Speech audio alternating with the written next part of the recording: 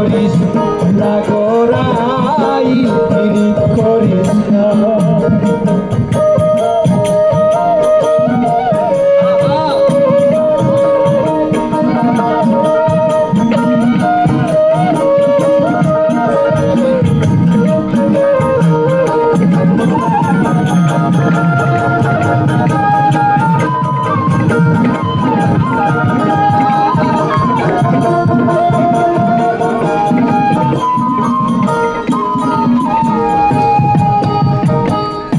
আব্দুর রহমান বলে যদি থাকতে চাও সুখে ওই নিদারুণ স্বামীর নাবার লইস না গো মুখে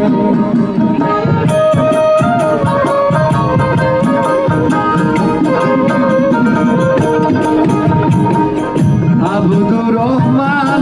বলে